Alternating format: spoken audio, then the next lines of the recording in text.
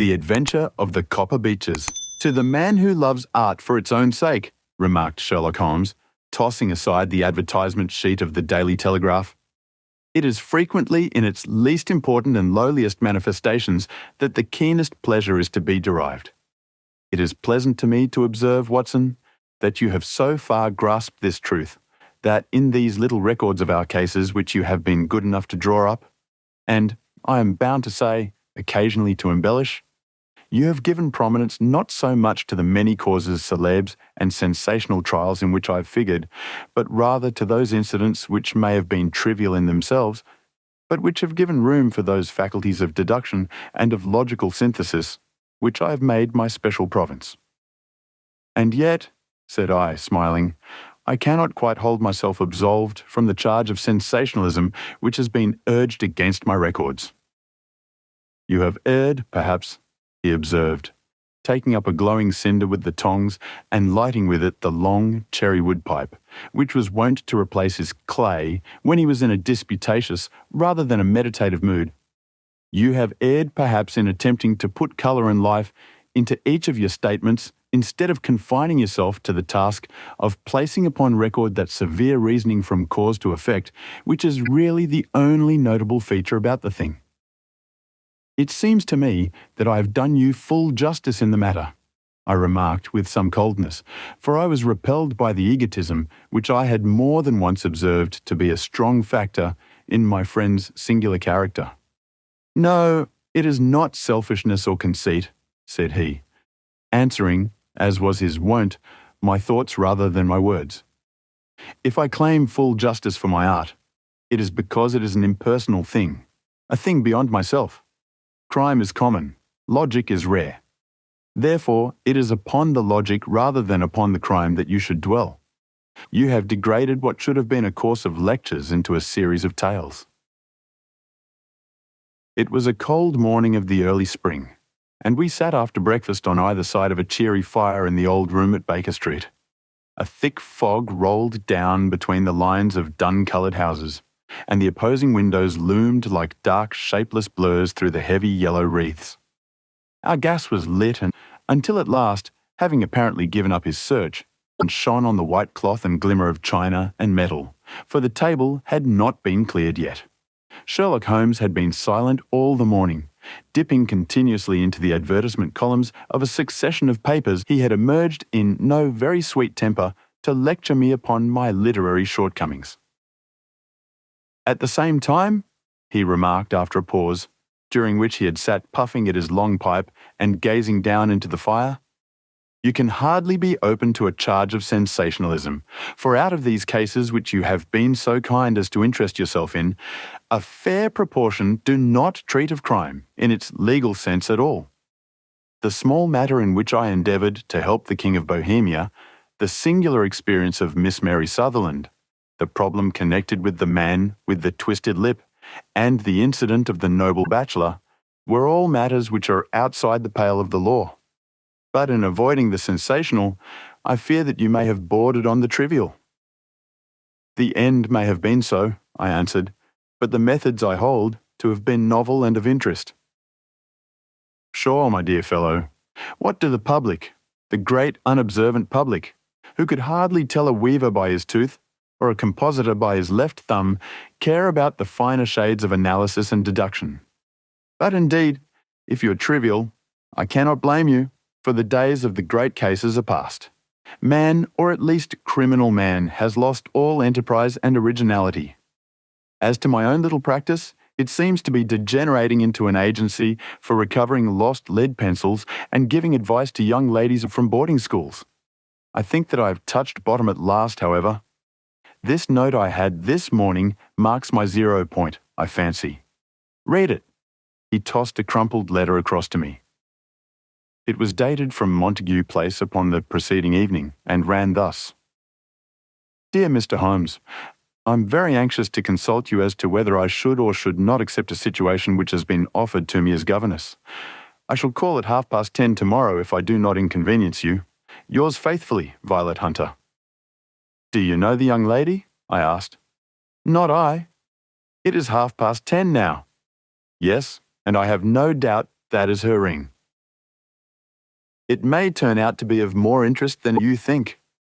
You remember that the affair of the blue carbuncle, which appeared to be a mere whim at first, developed into a serious investigation. It may be so in this case also. Well, let us hope so. But our doubts will very soon be solved, for here, unless I'm much mistaken, is the person in question. As he spoke, the door opened, and a young lady entered the room. She was plainly but neatly dressed, with a bright, quick face, freckled like a plover's egg, and with the brisk manner of a woman who has had her own way to make in the world. "You will excuse my troubling you, I am sure," said she, as my companion rose to greet her. "But I have had a very strange experience, and as I have no parents or relations of any sort from whom I could ask advice, I thought that perhaps you would be kind enough to tell me what I should do." "Pray, take a seat, Miss Hunter. I shall be happy to do anything that I can to serve you." I could see that Holmes was favourably impressed by the manner and speech of his new client. He looked her over in his searching fashion, and then composed himself, with his lids drooping and his fingertips together, to listen to her story. "I have been a governess for 5 years," said she, "in the family of Colonel Spence Monroe. But 2 months ago the Colonel received an appointment at Halifax in Nova Scotia, and took his children over to America with him, so that I found myself without a situation.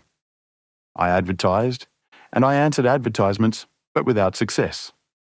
At last, the little money which I had saved began to run short, and I was at my wits' end as to what I should do. There is a well-known agency for governesses in the West End called Westaway's, and there I used to call about once a week in order to see whether anything had turned up which might suit me. Westaway was the name of the founder of the business, but it is really managed by Miss Stoper.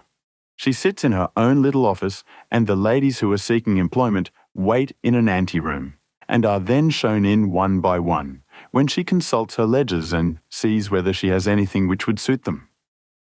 Well, when I called last week I was shown into the little office as usual, but I found that Miss Stoper was not alone. A prodigiously stout man with a very smiling face and a great heavy chin, which rolled down in fold upon fold over his throat, sat at her elbow with a pair of glasses on his nose, looking very earnestly at the ladies who entered. As I came in, he gave quite a jump in his chair and turned quickly to Miss Stoper.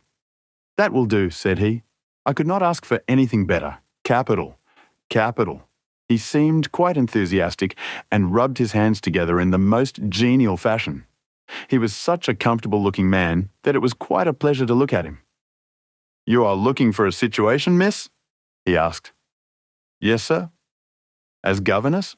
"Yes, sir." "And what salary do you ask?"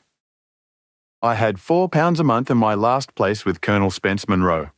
"Oh, tut, tut, sweating, rank sweating," he cried, throwing his fat hands out into the air like a man who is in a boiling passion. How could anyone offer so pitiful a sum to a lady with such attractions and accomplishments?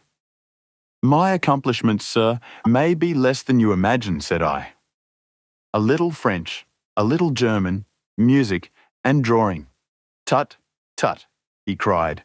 "This is all quite beside the question. The point is, have you or have you not the bearing and deportment of a lady? There it is, in a nutshell. If you have not, you are not fitted for the rearing of a child who may some day play a considerable part in the history of the country. But if you have why, then how could any gentleman ask you to condescend to accept anything under the 3 figures? Your salary with me, madam, would commence at £100 a year. You may imagine, Mr. Holmes, that to me, destitute as I was, such an offer seemed almost too good to be true. The gentleman, however, seeing perhaps the look of incredulity upon my face, opened a pocket-book and took out a note. "It is also my custom," said he, smiling in the most pleasant fashion until his eyes were just 2 little shining slits amid the white creases of his face, "to advance to my young ladies half their salary beforehand, so that they may meet any little expenses of their journey and their wardrobe." It seemed to me that I had never met so fascinating and so thoughtful a man.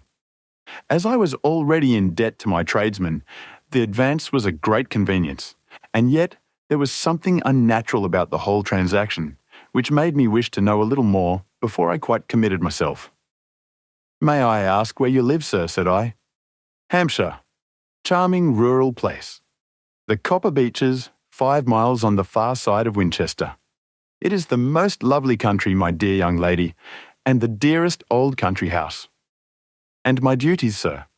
I should be glad to know what they would be." "One child, one dear little romper, just 6 years old. Oh, if you could see him killing cockroaches with a slipper. Smack, smack, smack. 3 gone before you could wink." He leaned back in his chair and laughed his eyes into his head again. I was a little startled at the nature of the child's amusement, but the father's laughter made me think that perhaps he was joking. "My sole duties then," I asked, "are to take charge of a single child." No, not the soul, my dear young lady," he cried. "Your duty would be, as I'm sure your good sense would suggest, to obey any little commands my wife might give, provided always that they were such commands as a lady might with propriety obey. You see no difficulty, huh?" "I should be happy to make myself useful." "Quite so. In dress now, for example. We are fatty people, you know, fatty but kind-hearted. If you were asked to wear any dress which we might give you, you would not object to our little whim, huh?" "No," said I, considerably astonished at his words.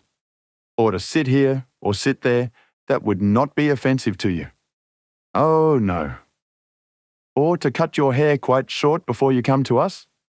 I could hardly believe my ears. As you may observe, Mr. Holmes, my hair is somewhat luxuriant, and of a rather peculiar tint of chestnut. It has been considered artistic.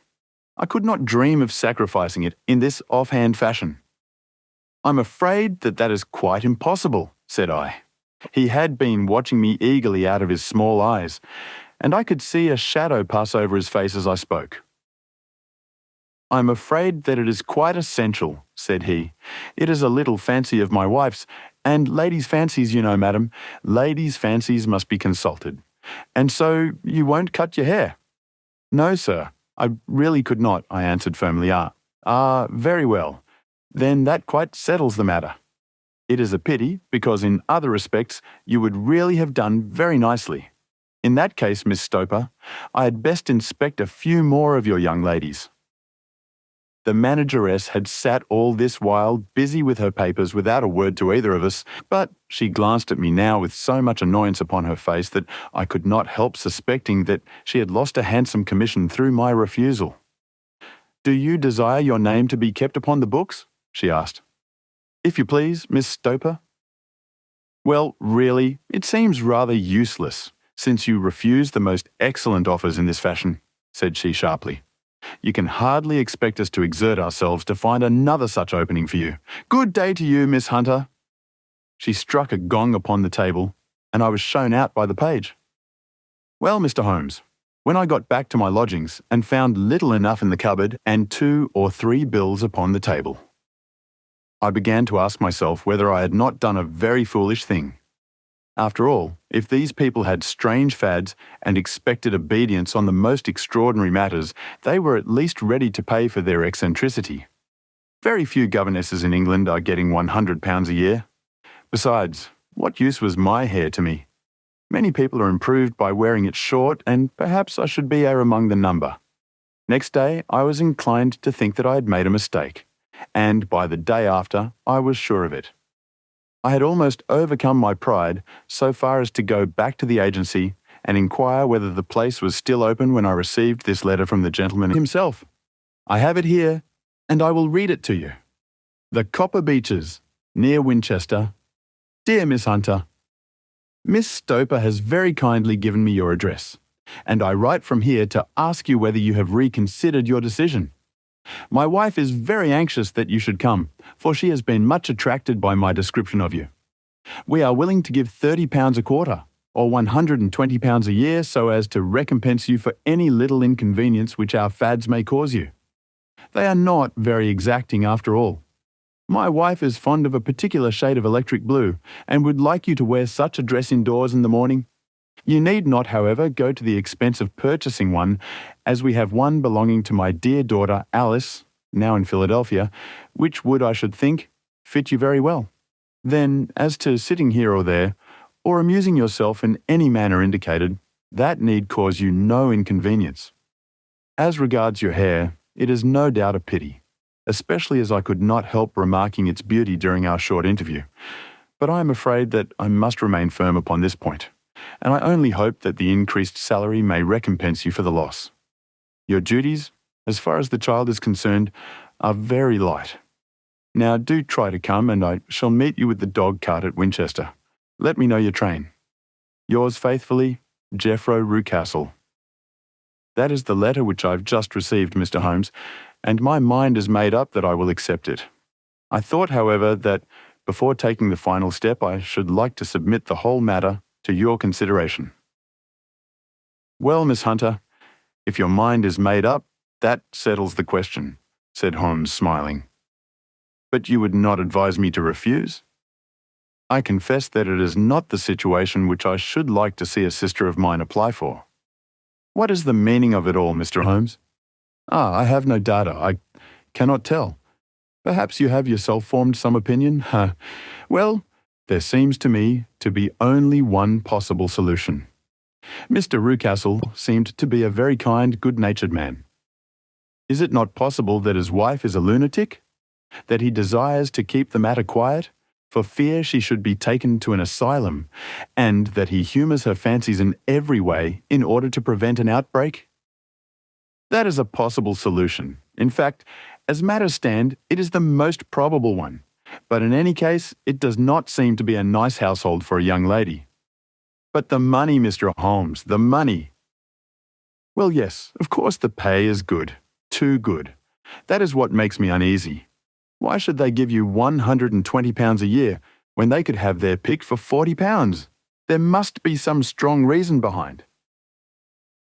I thought that if I told you the circumstances, you would understand afterwards if I wanted your help. I should feel so much stronger if I felt that you were at the back of me.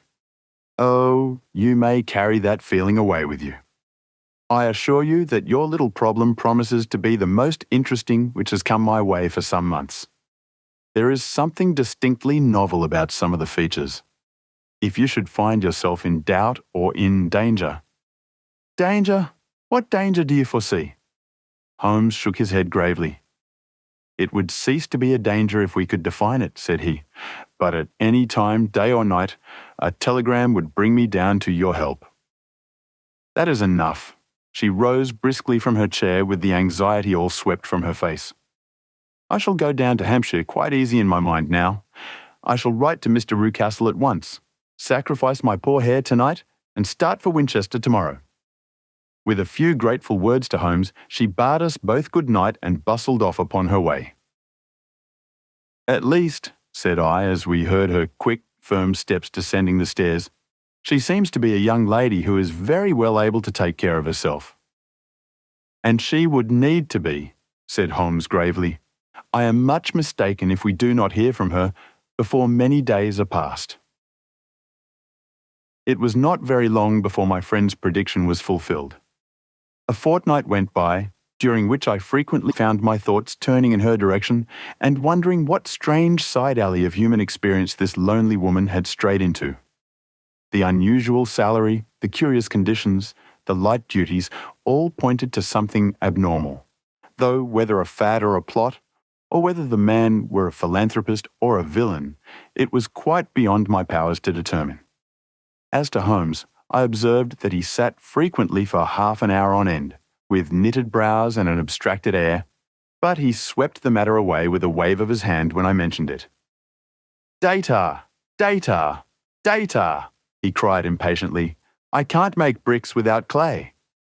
And yet he would always wind up by muttering that no sister of his should ever have accepted such a situation. The telegram which we eventually received came late one night, just as I was thinking of turning in, and Holmes was settling down to one of those all-night chemical researches which he frequently indulged in, when I would leave him stooping over a retort and a test tube at night and find him in the same position when I came down to breakfast in the morning. He opened the yellow envelope, and then, glancing at the message, threw it across to me. "Just look up the trains in Bradshaw," said he, and turned back to his chemical studies. The summons was a brief and urgent one. "Please be at the Black Swan Hotel at Winchester at midday tomorrow," it said. "Do come. I'm at my wit's end. Hunter." "Will you come with me?" asked Holmes, glancing up. "I should wish to." "Just look it up then." "There is a train at 9:30, said I, glancing over my Bradshaw. "It is due at Winchester at 11:30. "That will do very nicely. Then perhaps I'd better postpone my analysis of the acetones, as we may need to be at our best in the morning." By 11 o'clock the next day, we were well upon our way to the old English capital. Holmes had been buried in the morning papers all the way down, but after we had passed the Hampshire border, he threw them down and began to admire the scenery. It was an ideal spring day, a light blue sky, flecked with little fleecy white clouds drifting across from west to east. The sun was shining very brightly, and yet there was an exhilarating nip in the air, which set an edge to a man's energy. All over the countryside, away to the rolling hills around Aldershot, the little red and grey roofs of the farmsteadings peeped out from amid the light green of the new foliage. "Are they not fresh and beautiful?" I cried with all the enthusiasm of a man fresh from the fogs of Baker Street. But Holmes shook his head gravely. "Do you know, Watson," said he, "that it is one of the curses of a mind with a turn like mine that I must look at everything with reference to my own special subject. You look at these scattered houses, and you are impressed by their beauty. I look at them, and the only thought which comes to me is a feeling of their isolation and of the impunity with which crime may be committed there." "Good heavens," I cried, "who would associate crime with these dear old homesteads?" "They always fill me with a certain horror. It is my belief, Watson, founded upon my experience, that the lowest and vilest alleys in London do not present a more dreadful record of sin than does the smiling and beautiful countryside. You horrify me. But the reason is very obvious. The pressure of public opinion can do in the town what the law cannot accomplish. There is no lane so vile that the scream of a tortured child or the thud of a drunkard's blow does not beget sympathy and indignation among the neighbours. And then the whole machinery of justice is ever so close that a word of complaint can set it going, and there is but a step between the crime and the dock. But look at these lonely houses, each in its own fields, filled for the most part with poor ignorant folk who know little of the law. Think of the deeds of hellish cruelty, the hidden wickedness which may go on, year in, year out, in such places, and none the wiser. Had this lady who appeals to us for help gone to live in Winchester, I should never have had a fear for her. It is the 5 miles of country which makes the danger. Still, it is clear that she is not personally threatened. No, if she can come to Winchester to meet us, she can get away." "Quite so. She has her freedom. What can be the matter then? Can you suggest no explanation?" "I have devised 7 separate explanations, each of which would cover the facts as far as we know them. But which of these is correct can only be determined by the fresh information which we shall no doubt find waiting for us. Well, there is the tower of the cathedral, and we shall soon learn all that Miss Hunter has to tell." The Black Swan is an inn of repute in the High Street, at no distance from the station, and there we found the young lady waiting for us. She had engaged a sitting room, and our lunch awaited us upon the table. "I am so delighted that you have come," she said earnestly. "It is so very kind of you both. But indeed I do not know what I should do. Your advice will be altogether invaluable to me. Pray tell us what has happened to you." "I will do so, and I must be quick, for I have promised Mr. Rucastle to be back before 3. I got his leave to come into town this morning, though he little knew for what purpose. Let us have everything in its due order." Holmes thrust his long, thin legs out towards the fire and composed himself to listen. "In the first place, I may say that I have met on the whole with no actual ill treatment from Mr. and Mrs. Rucastle. It is only fair to them to say that. But I cannot understand them, and I am not easy in my mind about them. What can you not understand? Their reasons for their conduct. But you shall have it all, just as it occurred. When I came down, Mr. Rucastle met me here and drove me in his dog cart to the Copper Beeches. It is, as he said, beautifully situated, but it is not beautiful in itself, for it is a large square block of a house, whitewashed, but all stained and streaked with damp and bad weather. There are grounds round it, woods on 3 sides, and on the 4th a field which slopes down to the Southampton High Road, which curves past about 100 yards from the front door. This ground in front belongs to the house, but the woods all round are part of Lord Southerton's preserves. A clump of copper beeches immediately in front of the hall door has given its name to the place. I was driven over by my employer, who was as amiable as ever, and was introduced by him that evening to his wife and the child. There was no truth, Mr. Holmes, in the conjecture which seemed to us to be probable in your rooms at Baker Street. Mrs. Rucastle is not mad. I found her to be a silent, pale-faced woman, much younger than her husband, not more than 30, I should think, while he can hardly be less than 45. From their conversation, I have gathered that they have been married about 7 years, that he was a widower, and that his only child by the first wife was the daughter who has gone to Philadelphia. Mr. Rucastle told me in private that the reason why she had left them was that she had an unreasoning aversion to her stepmother. As the daughter could not have been less than 20, I can quite imagine that her position must have been uncomfortable with her father's young wife. Mrs. Rucastle seemed to me to be colourless in mind as well as in feature. She impressed me neither favourably nor the reverse. She was a non-entity. It was easy to see that she was passionately devoted both to her husband and to her little son. Her light grey eyes wandered continually from one to the other, noting every little want and forestalling it if possible. He was kind to her also in his bluff, boisterous fashion, and on the whole, they seemed to be a happy couple. And yet, she had some secret sorrow, this woman. She would often be lost in deep thought, with the saddest look upon her face. More than once, I have surprised her in tears. I have thought sometimes that it was the disposition of her child which weighed upon her mind, for I have never met so utterly spoiled and so ill-natured a little creature. He is small for his age, with a head which is quite disproportionately large. His whole life appears to be spent in an alternation between savage fits of passion and gloomy intervals of sulking. Giving pain to any creature weaker than himself seems to be his one idea of amusement, and he shows quite remarkable talent in planning the capture of mice, little birds, and insects. But I would rather not talk about the creature, Mr. Holmes, and indeed, he has little to do with my story. I am glad of all details, remarked my friend, whether they seem to you to be relevant or not. I shall try not to miss anything of importance. The one unpleasant thing about the house, which struck me at once, was the appearance and conduct of the servants. There are only 2, a man and his wife. Toller, for that is his name, is a rough, uncouth man, with grizzled hair and whiskers, and a perpetual smell of drink. Twice since I've been with them, he has been quite drunk, and yet Mr. Rucastle seemed to take no notice of it. His wife is a very tall and strong woman with a sour face, as silent as Mrs. Rucastle, and much less amiable. They are a most unpleasant couple, but fortunately I spend most of my time in the nursery and my own room, which are next to each other in one corner of the building. For 2 days after my arrival at the Copper Beeches, my life was very quiet. On the 3rd, Mrs. Rucastle came down just after breakfast and whispered something to her husband.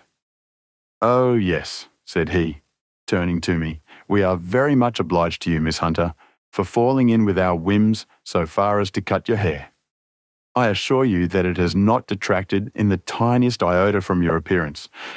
We shall now see how the electric blue dress will become you. You will find it laid out upon the bed in your room, and if you would be so good as to put it on, we should both be extremely obliged." The dress which I found waiting for me was of a peculiar shade of blue. It was of excellent material, a sort of beige, but it bore unmistakable signs of having been worn before. It could not have been a better fit if I'd been measured for it. Both Mr. and Mrs. Rucastle expressed a delight at the look of it, which seemed quite exaggerated in its vehemence. They were waiting for me in the drawing room, which is a very large room, stretching along the entire front of the house, with 3 long windows reaching down to the floor. A chair had been placed close to the central window, with its back turned towards it. In this I was asked to sit, and then Mr. Rucastle, walking up and down on the other side of the room, began to tell me a series of the funniest stories that I have ever listened to. You cannot imagine how comical he was, and I laughed until I was quite weary. Mrs. Rucastle, however, who has evidently no sense of humour, never so much as smiled, but sat with her hands in her lap and a sad, anxious look upon her face. After an hour or so, Mr. Rucastle suddenly remarked that it was time to commence the duties of the day, and that I might change my dress and go to little Edward in the nursery. 2 days later, this same performance was gone through under exactly similar circumstances. Again I changed my dress, again I sat in the window, and again I laughed very heartily at the funny stories of which my employer had an immense repertoire, and which he told inimitably. Then he handed me a yellow-backed novel, and moving my chair a little sideways, that my own shadow might not fall upon the page, he begged me to read aloud to him. I read for about 10 minutes, beginning in the heart of a chapter, and then, suddenly in the middle of a sentence, he ordered me to cease and to change my dress. You can easily imagine, Mr. Holmes, how curious I became as to what the meaning of this extraordinary performance could possibly be. They were always very careful, I observed, to turn my face away from the window, so that I became consumed with the desire to see what was going on behind my back. At first, it seemed to be impossible, but I soon devised a means.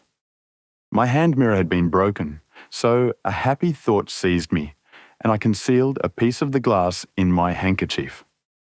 On the next occasion, in the midst of my laughter, I put my handkerchief up to my eyes, and was able with a little management to see all that there was behind me.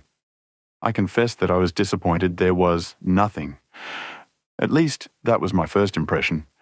At the second glance, however, I perceived that there was a man standing in the Southampton Road, a small bearded man in a grey suit, who seemed to be looking in my direction. The road is an important highway, and there are usually people there. This man, however, was leaning against the railings which bordered our field, and was looking earnestly up.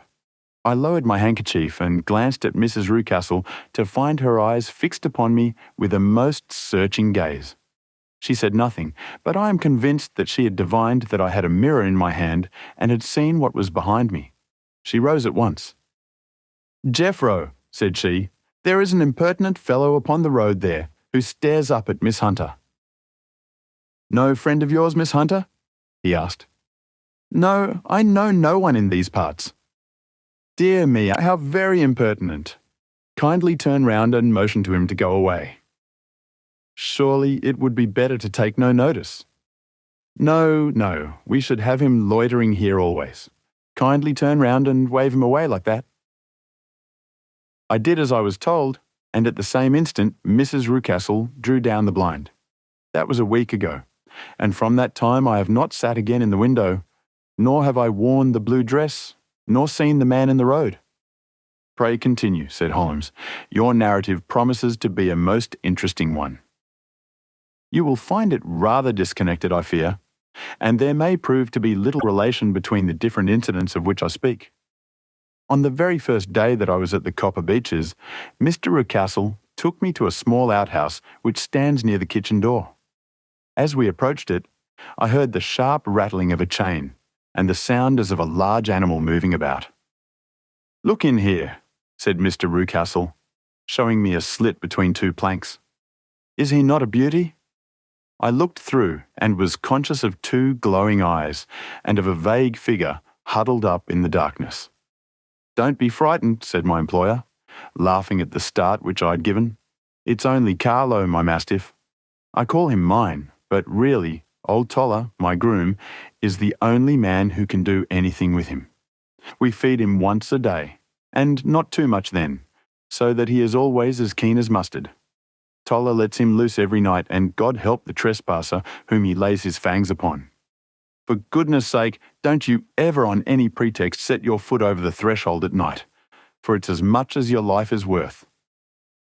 The warning was no idle one, for 2 nights later, I happened to look out of my bedroom window about 2 o'clock in the morning. It was a beautiful moonlight night, and the lawn in front of the house was silvered over and almost as bright as day. I was standing, wrapped in the peaceful beauty of the scene, when I was aware that something was moving under the shadow of the copper beeches. As it emerged into the moonshine, I saw what it was.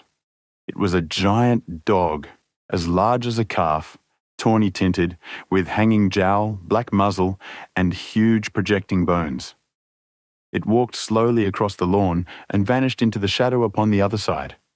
That dreadful sentinel sent a chill to my heart, which I do not think that any burglar could have done. And now I have a very strange experience to tell you. I had, as you know, cut off my hair in London, and I had placed it in a great coil at the bottom of my trunk. One evening, after the child was in bed, I began to amuse myself by examining the furniture of my room and by rearranging my own little things. There was an old chest of drawers in the room, the 2 upper ones empty and open, the lower one locked. I had filled the first 2 with my linen, and as I had still much to pack away, I was naturally annoyed at not having the use of the 3rd drawer. It struck me that it might have been fastened by a mere oversight, so I took out my bunch of keys and tried to open it. The very first key fitted to perfection, and I drew the drawer open. There was only one thing in it, but I am sure that you would never guess what it was. It was my coil of hair. I took it up and examined it. It was of the same peculiar tint and the same thickness, but then the impossibility of the thing obtruded itself upon me. How could my hair have been locked in the drawer? With trembling hands, I undid my trunk, turned out the contents, and drew from the bottom my own hair. I laid the 2 tresses together, and I assure you that they were identical. Was it not extraordinary? Puzzle as I would, I could make nothing at all of what it meant. I returned the strange hair to the drawer, and I said nothing of the matter to the Rucastles, as I felt that I'd put myself in the wrong by opening a drawer which they had locked. I am naturally observant, as you may have remarked, Mr. Holmes, and I soon had a pretty good plan of the whole house in my head. There was one wing, however, which appeared not to be inhabited at all. A door which faced that which led into the quarters of the Tollers opened into this suite, but it was invariably locked. One day, however, as I ascended the stair, I met Mr. Rucastle coming out through this door, his keys in his hand, and a look on his face which made him a very different person to the round, jovial man to whom I was accustomed. His cheeks were red, his brow was all crinkled with anger, and the veins stood out at his temples with passion. He locked the door and hurried past me without a word or a look. This aroused my curiosity, so when I went out for a walk in the grounds with my charge, I strolled round to the side from which I could see the windows of this part of the house. There were 4 of them in a row, 3 of which were simply dirty, while the 4th was shuttered up. They were evidently all deserted. As I strolled up and down, glancing at them occasionally, Mr. Rucastle came out to me, looking as merry and jovial as ever. "Ah," said he, "you must not think me rude if I passed you without a word, my dear young lady. I was preoccupied with business matters." I assured him that I was not offended. "By the way," said I, "you seem to have quite a suite of spare rooms up there, and one of them has the shutters up." He looked surprised and, as it seemed to me, a little startled at my remark. "Photography is one of my hobbies," said he. "I have made my dark room up there. But dear me, what an observant young lady we have come upon. Who would have believed it? Who would have ever believed it?" He spoke in a jesting tone, but there was no jest in his eyes as he looked at me. I read suspicion there and annoyance, but no jest. "Well, Mr. Holmes, from the moment that I understood that there was something about that suite of rooms which I was not to know, I was all on fire to go over them. It was not mere curiosity, though I have my share of that. It was more a feeling of duty, a feeling that some good might come from my penetrating to this place. They talk of woman's instinct. Perhaps it was woman's instinct which gave me that feeling. At any rate, it was there, and I was keenly on the lookout for any chance to pass the forbidden door. It was only yesterday that the chance came. I may tell you that, besides Mr. Rucastle, both Toller and his wife find something to do in these deserted rooms, and I once saw him carrying a large black linen bag with him through the door. Recently he has been drinking hard, and yesterday evening he was very drunk. And when I came upstairs there was the key in the door. I have no doubt at all that he had left it there. Mr. and Mrs. Rucastle were both downstairs, and the child was with them, so that I had an admirable opportunity. I turned the key gently in the lock, opened the door, and slipped through.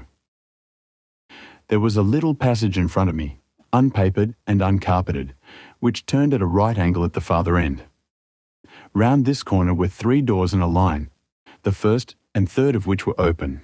They each led into an empty room, dusty and cheerless, with 2 windows in the one and one in the other, so thick with dirt that the evening light glimmered dimly through them. The centre door was closed, and across the outside of it had been fastened one of the broad bars of an iron bed, padlocked at one end to a ring in the wall, and fastened at the other with stout cord. The door itself was locked as well, and the key was not there.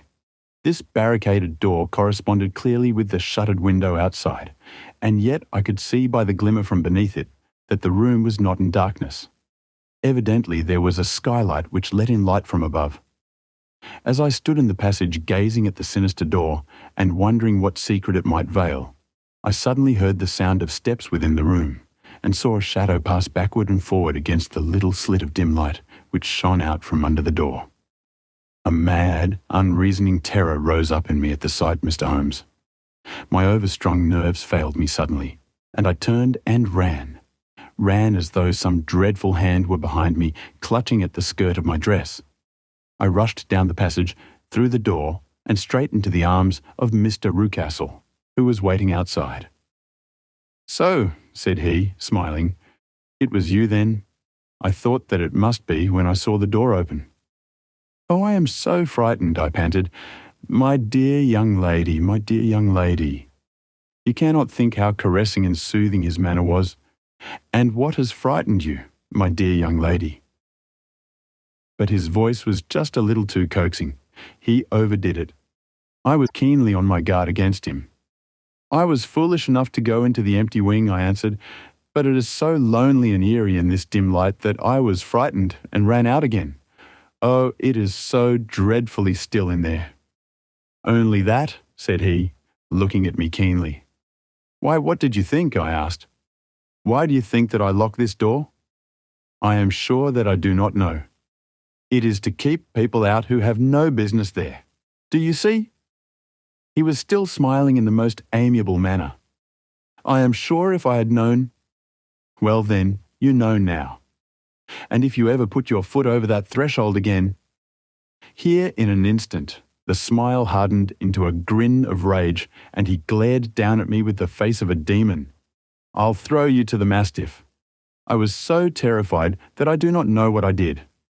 I suppose that I must have rushed past him into my room. I remember nothing until I found myself lying on my bed, trembling all over. Then I thought of you, Mr. Holmes. I could not live there longer without some advice. I was frightened of the house, of the man, of the woman, of the servants, even of the child. They were all horrible to me. If I could only bring you down, all would be well. Of course I might have fled from the house, but my curiosity was almost as strong as my fears. My mind was soon made up. I would send you a wire. I put on my hat and cloak, went down to the office, which is about half a mile from the house, and then returned, feeling very much easier. A horrible doubt came into my mind as I approached the door, lest the dog might be loose, but I remembered that Toller had drunk himself into a state of insensibility that evening, and I knew that he was the only one in the household who had any influence with the savage creature, or who would venture to set him free. I slipped in safety and lay awake half the night in my joy at the thought of seeing you. I had no difficulty in getting a leave to come into Winchester this morning, but I must be back before 3 o'clock, for Mr. and Mrs. Rucastle are going on a visit, and will be away all the evening, so that I must look after the child. Now, I have told you all my adventures, Mr. Holmes, and I should be very glad if you could tell me what it all means, and above all, what I should do." Holmes and I had listened, spellbound to this extraordinary story. My friend rose now and paced up and down the room, his hands in his pockets, and an expression of the most profound gravity upon his face. "Is Toller still drunk?" he asked. "Yes. I heard his wife tell Mrs. Rucastle that she could do nothing with him." "That is well. And the Rucastles go out tonight?" "Yes." "Is there a cellar with a good strong lock?" "Yes, the wine cellar." "You seem to me to have acted all through this matter like a very brave and sensible girl, Miss Hunter. Do you think that you could perform one more feat? I should not ask it of you if I did not think you a quite exceptional woman." "I will try. What is it?" "We shall be at the Copper Beeches by 7 o'clock, my friend and I. The Rucastles will be gone by that time, and Toller will, we hope, be incapable. There only remains Mrs. Toller, who might give the alarm, if a feasible explanation. You could send her into the cellar on some errand and then turn the key upon her. You would facilitate matters immensely." "I will do it." "Excellent. We shall then look thoroughly into the affair. Of course, there is only one. You have been brought there to personate someone, and the real person is imprisoned in this chamber. That is obvious. As to who this prisoner is, I have no doubt that it is the daughter, Miss Alice Rucastle, if I remember right, who was said to have gone to America. You were chosen, doubtless, as resembling her in height, figure, and the colour of your hair. Hers had been cut off, very possibly in some illness through which she has passed, and so, of course, yours had to be sacrificed also.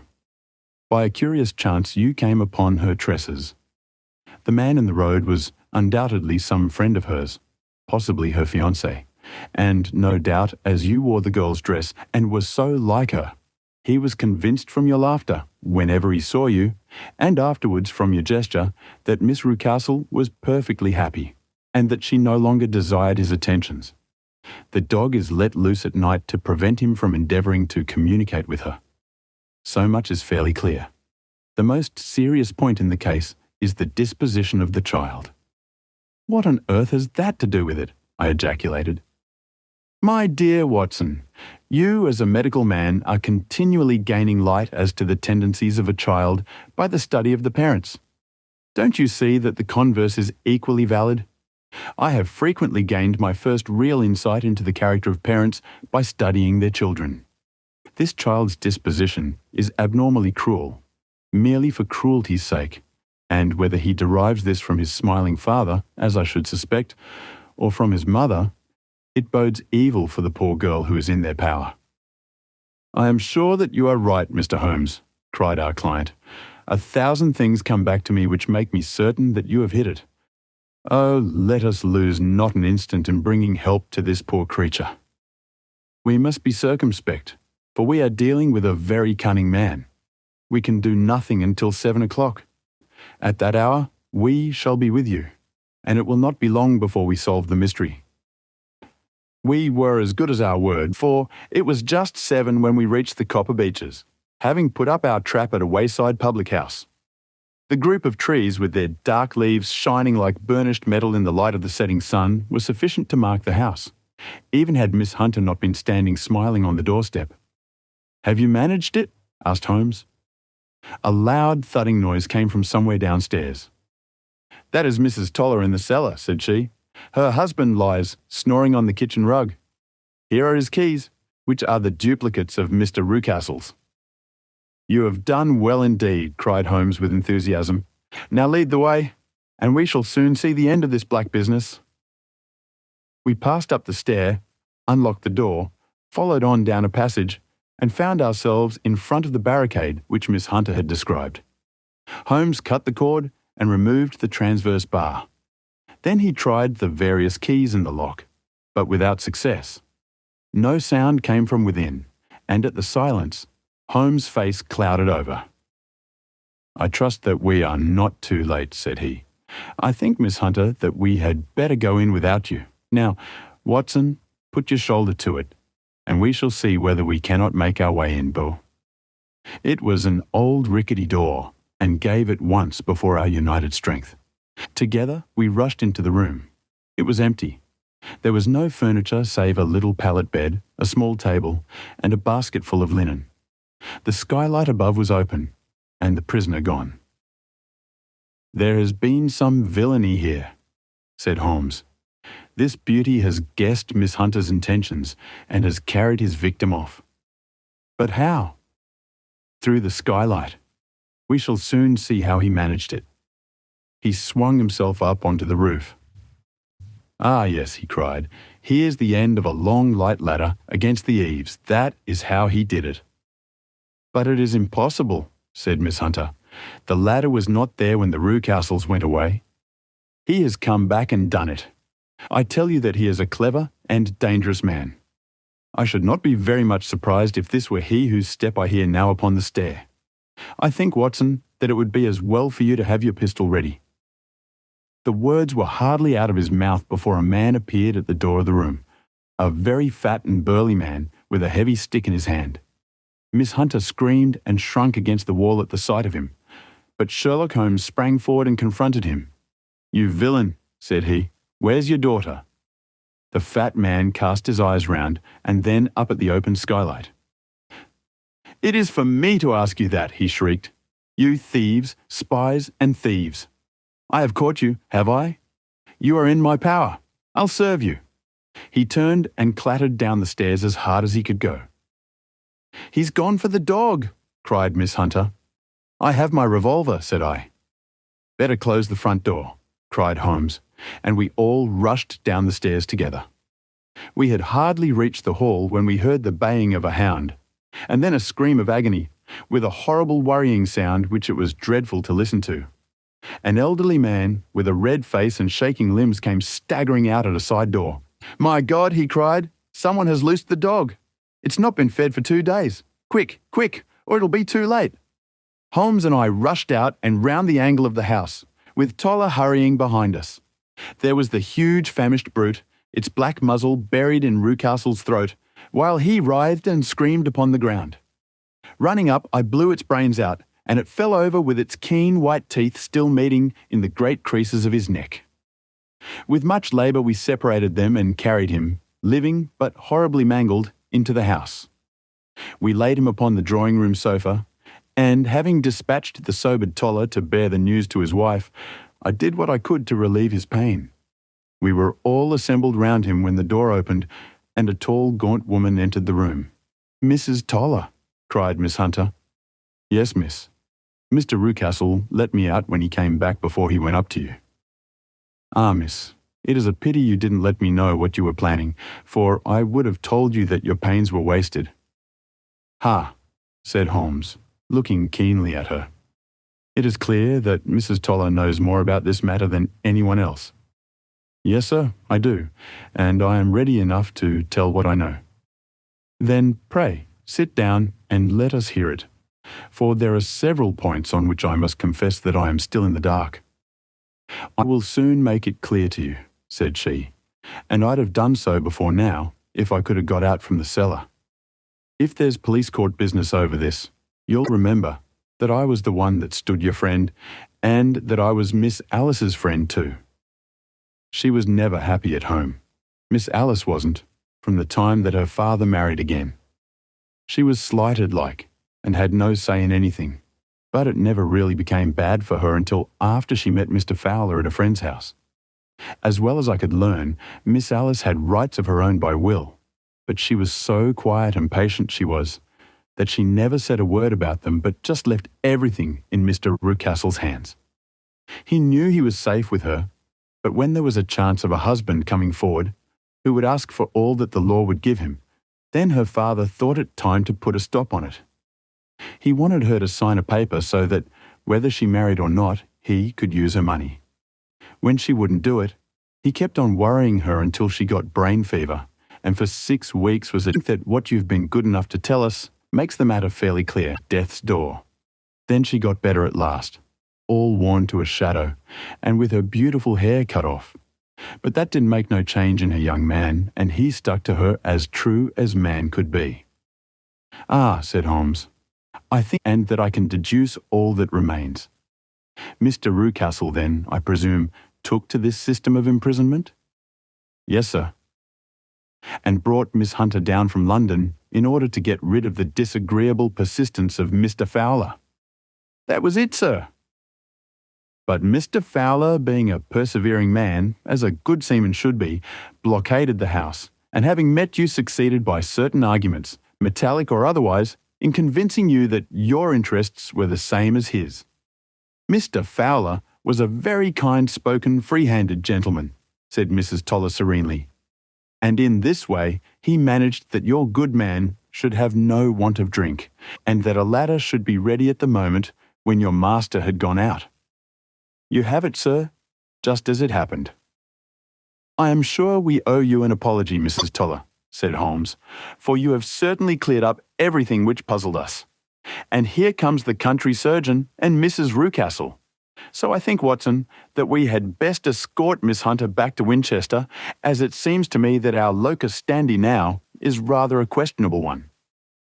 And thus was solved the mystery of the sinister house with the copper beeches in front of the door.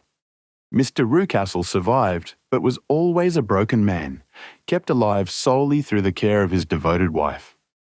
They still live with their old servants, who probably know so much of Rucastle's past life that he finds it difficult to part from them. Mr. Fowler and Miss Rucastle were married, by special license, in Southampton the day after their flight, and he is now the holder of a government appointment in the island of Mauritius. As to Miss Violet Hunter, my friend Holmes, rather to my disappointment, manifested no further interest in her when once she had ceased to be the centre of one of his problems, and she is now the head of a private school at Walsall, where I believe that she has met with considerable success.